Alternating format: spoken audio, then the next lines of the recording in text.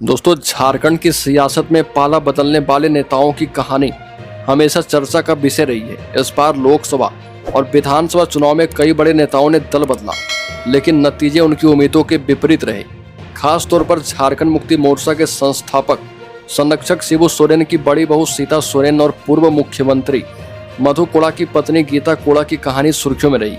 सिंहभूम से लोकसभा का चुनाव हारने के बावजूद जहां गीता कोड़ा को भारतीय जनता पार्टी में प्रवक्ता की अहम जिम्मेदारी दे दी गई, वहीं सीता सोरेन हार के बाद पार्टी में हाशिए पर चली गई है। दूसरी ओर पूर्व मुख्यमंत्री चंपई सोरेन की भाजपा में भूमिका बढ़ रही है और उन्हें आदिवासी वोटों को आकर्षित करने के लिए पार्टी आलाकमान ने खुली छूट देकर रखी है। बता दें कि सीता सोरेन जामा से 3 बार की विधायक रह चुकी है। लोकसभा चुनाव 2024 से ठीक पहले झारखंड मुक्ति मोर्चा छोड़कर उन्होंने भाजपा का दामन थामा था। यह कदम झारखंड की सियासत में एक बड़े झटके के रूप में देखा गया। सीता सोरेन ने अपने ससुर शिबू सोरेन को पत्र लिखकर आरोप लगाया था कि पिछले 15 सालों से उन्हें और उनके परिवार को पार्टी में उपेक्षा का सामना करना पड़ा। और बता दें कि जब भाजपा में सीता सोरेन शामिल हुई तो लोकसभा चुनाव में वो हार गई। लोकसभा चुनाव में हार के बाद सीता सोरेन ने बीजेपी पार्टी के भीतर ही कुछ नेताओं पर भीतरघात करने का आरोप लगा दिया। उन्होंने पूर्व सांसद सुनील सोरेन, पूर्व मंत्री लुइस मरांडी और सारठ विधायक रणधीर सिंह पर निशाना साधते हुए कहा कि इन नेताओं ने पर्दे के पीछे से झारखंड मुक्ति मोर्चा को जिताने के लिए काम किया है। बीच में सीता सोरेन की झारखंड मुक्ति मोर्चा में वापसी की अटकलें भी चली, लेकिन शीर्ष नेतृत्व ने इस पर कोई उत्साह नहीं दिखाया। सीता सोरेन की सियासी जमीन कमजोर होने और पार्टी में उनकी अनदेखी ने उन्हें हाशिए पर धकेल दिया है।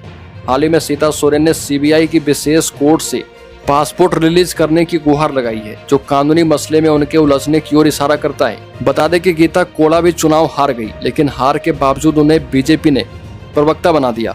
लोकसभा चुनाव में हार के बावजूद भाजपा ने गीता को पार्टी की कोर कमेटियों में अहम जिम्मेदारी सौंप दी। उन्हें विधानसभा चुनाव के लिए घोषणा पत्र बनाने वाली कमेटी में जगह दी गई। राज्य सरकार के खिलाफ आरोप पत्र तैयार करने वाली कमेटी और अभिनंदन एवं विजय संकल्प सभाओं की कमेटी में शामिल किया गया।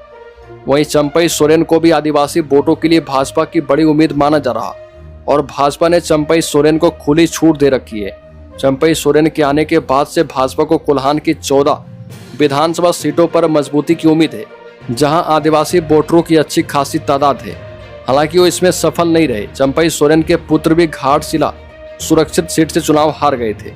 अब भाजपा आलाकमान ने चंपई सोरेन को आदिवासी मुद्दों को उठाने के लिए फ्री हैंड दे दिया है। वो लगातार आदिवासी अस्मिता, बांग्लादेशी घुसपैठ जैसे भाजपा के कोर मुद्दे पर सक्रिय हैं। पार्टी को उम्मीद है कि चंपई सोरेन का प्रभाव कोल्हान और संताल परगना में आदिवासी वोटों को भाजपा की ओर खींच सकता है, जहां पर 2019 में पार्टी को करारी हार मिल गई थी। लेकिन सीता सोरेन लगातार हाशिए पर जा रही है और ना ही झारखंड मुक्ति मोर्चा और ना ही बीजेपी उन्हें खासा वैल्यू दे रही है। तो दोस्तों, इस खबर में इतना ही। झारखंड से संबंधित हर एक न्यूज़ को पाते रहने के लिए सब्सक्राइब करें और बेल आइकॉन जरूर दबा लें।